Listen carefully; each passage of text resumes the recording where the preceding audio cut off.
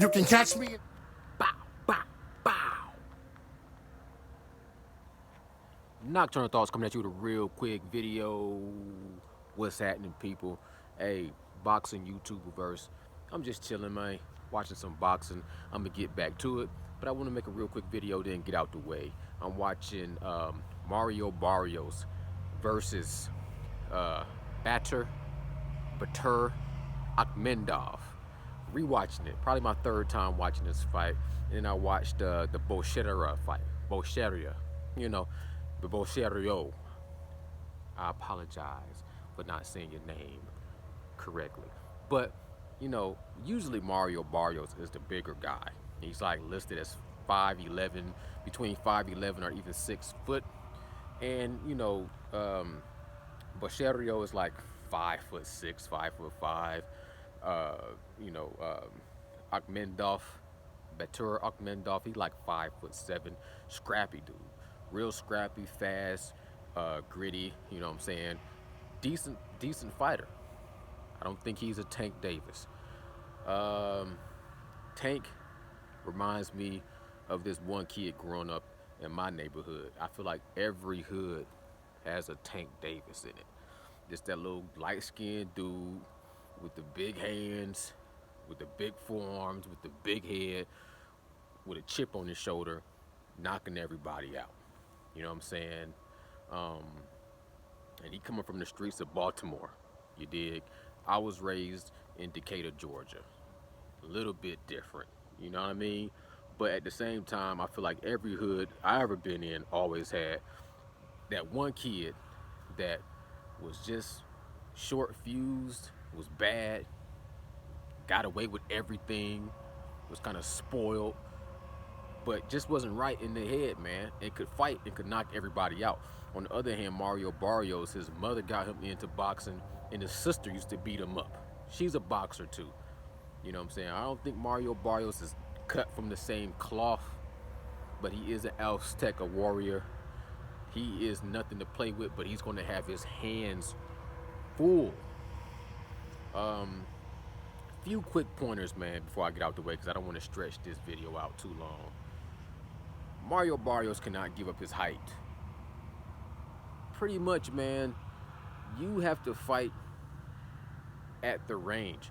Use your vantage point to your advantage. Work, a good jab, a jab will beat Gervonta Tank Davis. Just like you have to have a jab to beat Canelo Alvarez, like Mayweather says, you have to have a jab. You cannot get into a slugfest. You cannot go into this mano a mano, you know what I'm saying, punch for punch, tit for tat type of a fight with Gervonta Tank Davis.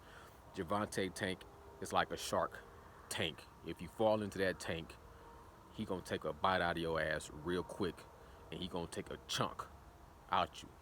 Like, I'm watching you fight this Batur Akhmedov, and the punches this dude landing on you, if I take him out and insert Tank, it's not going to be the same outcome.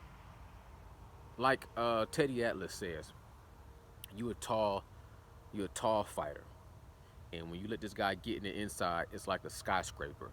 You got a lot of glass windows to break. Gervonta Tank Davis, if he gets inside that, like you watch him, Gervonta Tank Davis, when they did their first little face-off, he looks confident, cool, relaxed, playing around. You know what I'm saying? Like this gonna be a cakewalk. You watch him in training, he's going ballistic on heavy bags. Bow, bow, bow. Nothing but power. I mean, this dude is explosive. If he get in your side, if you let him get in the inside and work you, he gonna break you down. Plain and simple. If I was Mario Barrios, I would go even take a note from that kid, Brian Norman. He was getting a little bit of wind behind his sails talking about his sparring with Gervonta Tank Davis. Now, I would take some of what he said with a grain of salt, because I think Gervonta Tank Davis did bust his nose, but at the same time, I think he had a lot of credibility to what he was saying as well, too, where he said once he got down Gervonta Tank Davis' timing, he was able to shut down a lot of activity because he noticed that Gervonta Tank Davis his rhythm was just explode and then relax, and you know what I'm saying, a lot of inactivity and then explode again.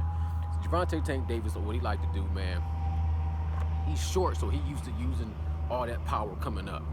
He just used to fighting bigger guys. So fighting a bigger guy don't mean nothing to Javante Tank Davis. He comes in behind the jab. He got all his power on his back foot to push off, and he's just knocking down shots. Knocking down shots, looking for you to make a mistake, coming in, knocking down shots, and he taking shots because he got a good punch resistance. So he taking all those shots, and then as soon as you open up with a wide shot, he gonna come in and sneak you and hit you with a powerful shot. I can see him dropping Mario Barrios if Mario Barrios is dropping his hands down or leaning too heavy on his foot, coming in like this. Like, you shouldn't be forehead to forehead. You 6 foot, Javante Tank Davis is 5'5". You should not be forehead to forehead fighting against him. Period. You're giving up all your height. You should be dancing and working on your jab. And another thing, Javante Tank Davis don't have a whole lot of weaknesses, but one weakness I did notice when he was fighting against Yuriorkis Gamboa is he don't like to be tied up in the clinch. There was points in time where Yuriorkis Gamboa survived that fight because he just was a veteran at tying up Javante Tank Davis, to the point where Javante Tank Davis was even just, exclaiming his frustration to the ref, like, he just holding me. He just holding me. It's like, you supposed to do something about that. Don't let him hold you. Slip out of there. Pull your arms out of there. Get one arm out and work the body. If Mario Barrios takes a page out of Vladimir Klitschko book or a Bernard Hopkins book and stay on the outside, then sneak in, pop, pop, pop, and then clinch you, tie you up, yeah, it won't be a barn burner, but you win by any means necessary. If you make that a boring fight, a technical fight, and you just jabbing them, when you get in the inside, instead of trying to, trade hooks with them and get knocked the fuck out, clinch them up, tie them up, frustrate them, that will be another way to exploit Javante Tank. Javante Tank Davis don't like to be tied up in the clinch. You know what I'm saying? And if he's weighing extra weight and his stamina is affected, and you can start to drain some of his energy just by clinching him, that's one way you could win this fight. But if I see what you're doing, the same thing you're doing with this guy, what's his name again? Batur Argamendov.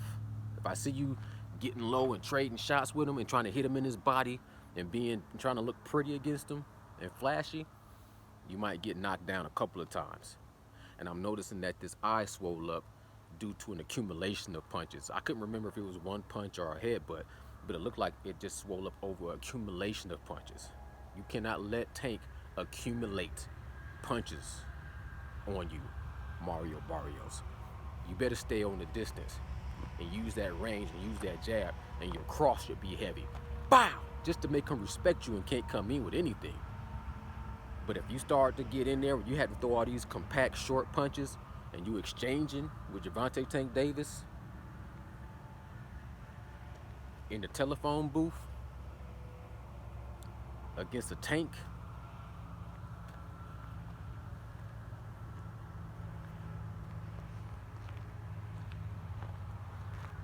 it ain't gonna be pretty, y'all. Salute. Kick ass! Come on. Y'all